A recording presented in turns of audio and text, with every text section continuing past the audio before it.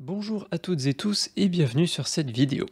Si vous travaillez sur un projet en 2D sur Unity et que vous utilisez des tilesheets pour vos personnages par exemple, vous avez peut-être déjà remarqué la présence de petits artefacts de couleurs autour de certains de vos sprites qui sont issus de ces mêmes tilesheets.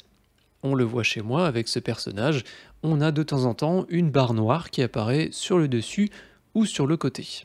Ces artefacts apparaissent de manière aléatoire autour de votre sprite et le rendu visuel final s'en trouve particulièrement dégradé. Ce problème, c'est ce qu'on appelle le tearing et aujourd'hui, je vous propose tout d'abord une explication à la présence de ces artefacts, puis une solution que vous allez pouvoir mettre en place très facilement sans avoir à modifier quoi que ce soit dans vos tilesets ou de manière générale dans votre projet. Donc, bonne nouvelle, on va pouvoir corriger ça très facilement. Commençons par l'explication. Je vais tout d'abord aller ouvrir la tilesheet de mon personnage, donc je peux la sélectionner, et dans l'inspecteur je vais faire Sprite Editor. Comme vous pouvez le voir, ma tilesheet est particulièrement grande, mais ça ne change rien au problème que vous pouvez rencontrer, peu importe le nombre d'éléments qui la composent. Par exemple, chez moi, de toute façon, je n'utilise que les 6 animations que nous avons ici, ou les 6 frames plutôt. Et justement, ces frames, a priori, il n'y a pas de problème. On peut voir qu'on a bien la grille autour de chacune d'entre elles, le découpage est bien fait, alors pourquoi est-ce qu'on a ces artefacts visuels à l'écran? Pourquoi est-ce qu'on a du tearing? Eh bien la réponse, elle ne se trouve pas sur ces 6 éléments que j'utilise, mais sur les éléments voisins, notamment cette frame ici, juste là. A première vue, ce sprite est bien découpé, on a bien le contour comme pour celle qu'on a vue précédemment, mais il y a une petite particularité, c'est que le bord de ce sprite est en contact avec la grille de séparation. On peut le voir ici, la grille de séparation, c'est cette petite ligne bleue. Théoriquement, le fait que ce sprite soit en contact avec la grille de séparation, ça ne pose pas problème, d'ailleurs c'est même totalement juste, c'est ce qu'on est censé avoir. On ne devrait pas avoir de problème, mais pourtant, vous l'avez vu, c'est une autre histoire.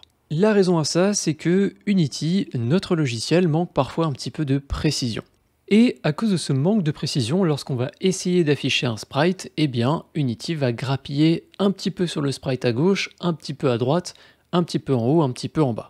C'est pour ça qu'on a ces petites barres noires qui apparaissent. Maintenant qu'on a une explication, on va pouvoir passer à la correction. Et je vous l'ai dit, on va pas avoir besoin de modifier nos tilesheets de quelque manière que ce soit. La solution à tous nos problèmes, ça va être l'utilisation d'un sprite atlas. On va pouvoir créer cet atlas en faisant un clic droit dans notre projet, Create, 2D, et on va sélectionner Sprite Atlas. Ça va vous générer un nouveau fichier que vous allez pouvoir nommer de la manière qui vous plaira. Par exemple, moi je vais l'appeler Player Atlas parce que ce sera juste pour mon joueur. Sur la droite, vous allez pouvoir configurer cet atlas par rapport à votre projet. Par exemple, moi je fais du pixel art, donc le filter mode sera automatiquement en point.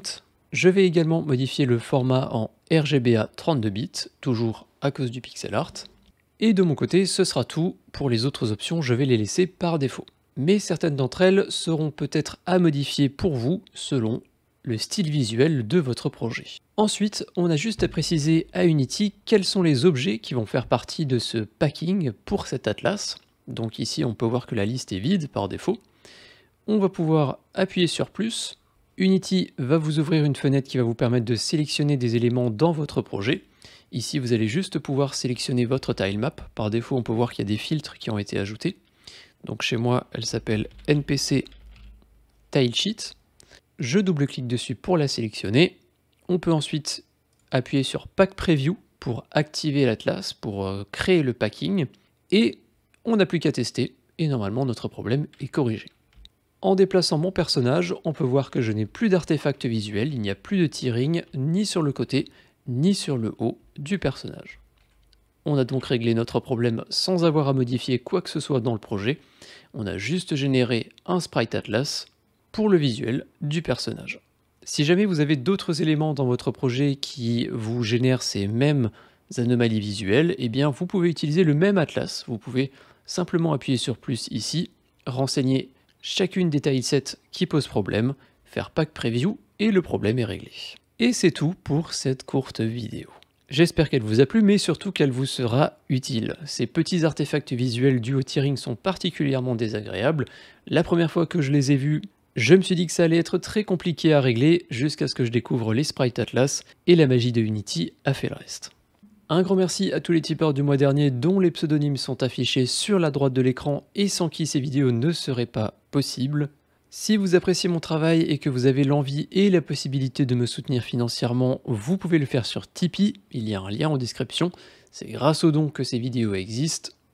Donc un grand merci d'avance à tous ceux qui feront un tour sur cette plateforme. Et de mon côté, je vous dis à très bientôt pour d'autres vidéos et tutoriels sur Unity. Salut!